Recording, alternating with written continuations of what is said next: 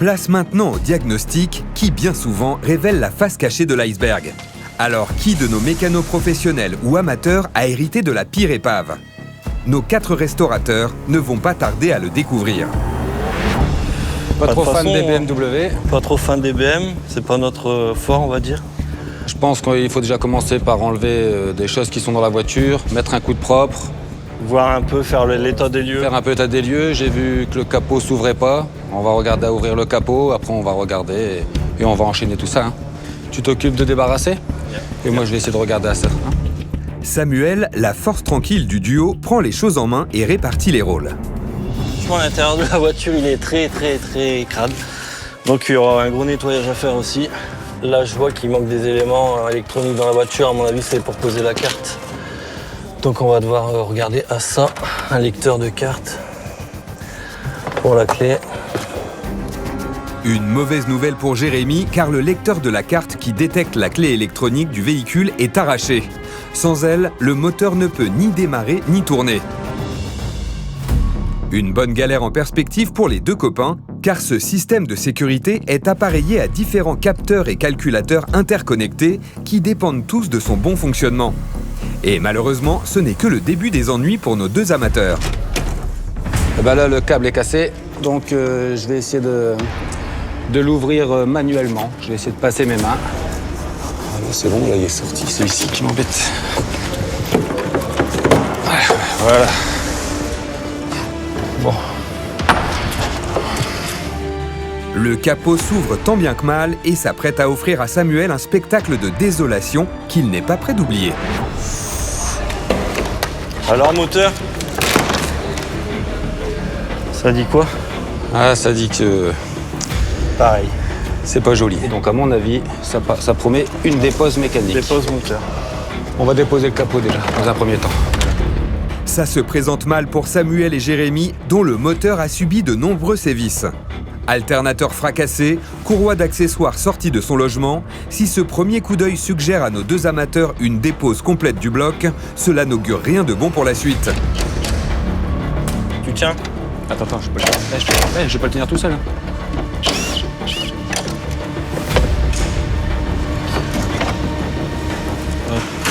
Poubelle.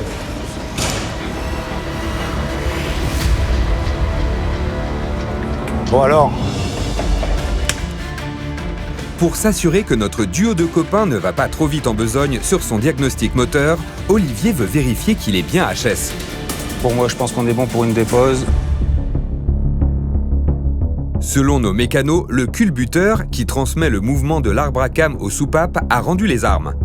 Les injecteurs qui pulvérisent le carburant dans chaque cylindre agonisent, et l'alternateur qui produit l'électricité pour la batterie et le système électrique a explosé. Pas de doute pour notre expert, il faut bien changer le moteur. avant de déposer, il faut trouver. Faut trouver. Faut On va trouver la jeter un petit coup donneuse. d'œil. Mais on va déjà lever, voir un peu les trains roulants. Ok, hein. ok. Parce que côté train roulant, je crois qu'on est bien servi aussi. Ouais. Ah ouais. Pour rendre à cette icône de la marque allemande ses lettres de noblesse, il va clairement falloir cravacher. La BMW Série 1 est la compacte premium de la marque bavaroise, conçue en 2004 pour concurrencer l'Audi A3 et la Mercedes classe A. Avec une particularité, c'est la seule compacte à propulsion. Elle se distingue aussi par son moteur moderne 2 litres diesel 4 cylindres turbo-compressé, délivrant entre 143 et 177 chevaux selon la version. Elle allie puissance et faible consommation.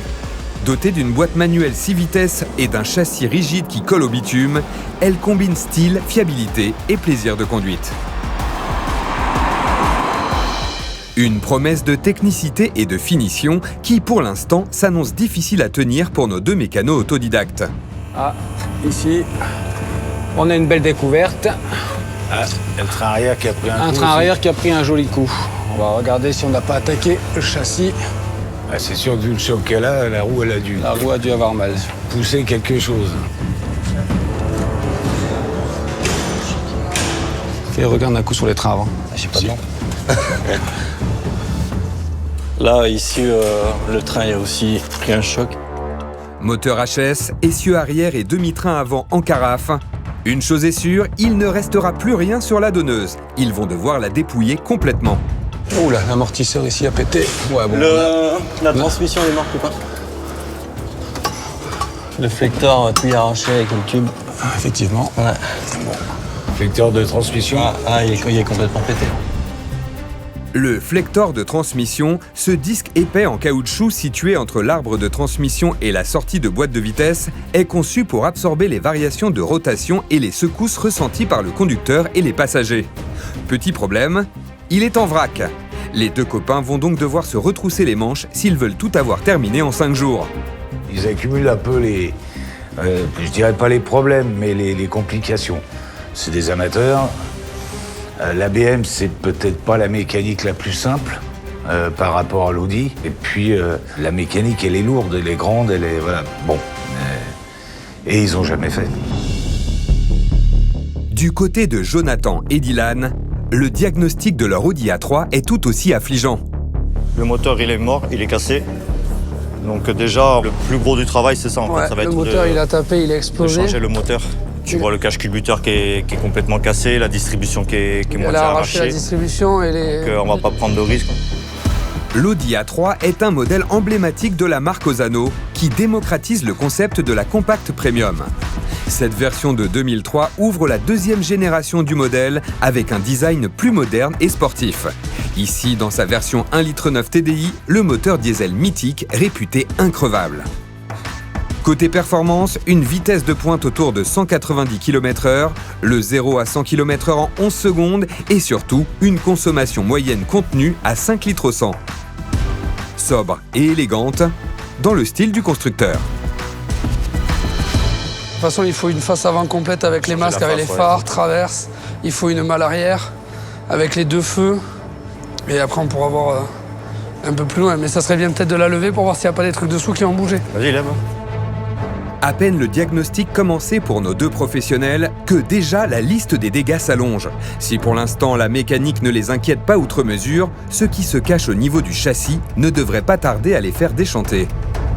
Il y a un moteur à trouver direct. Il y a un moteur, Il y a carrément. une tringlerie qui a bougé, les passages de rapport, ils passent Il y a pas. tout le cache culbuteur qui a explosé, la courroie de distribution elle est pulvérisée aussi.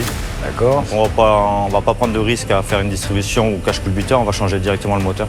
Parce que ça a bougé, les lignes d'Arbacam, ils sont marqués, donc Ok. on va même pas prendre le risque. Voilà. Après niveau carrosserie, on n'est pas bien. À l'arrière là, on est vraiment pas bien. Les bleus par rapport aux rouges sont moins impressionnés, sauf par la carrosserie. La carrosserie, ils se disent, mécaniquement, ils savent qu'ils vont s'en sortir à 2 mécanos, il n'y a pas de raison, hein. Ça serait quand même le diable. Mais la carrosserie, ça va être un sujet. Mais avant de s'y attarder, c'est bien le dessous du véhicule qui va accaparer toute leur attention. Ah ben il manque l'échappement. L'échappement à la ligne complète, elle n'y est plus. Le berceau, il a bougé. Il a bien bougé. De toute façon, toute la face avant, elle a explosé. On va tout démonter. On va tout déposer et puis voilà. Hein. Si Dylan et Jonathan restent zen, c'est qu'ils ont déjà une stratégie en tête.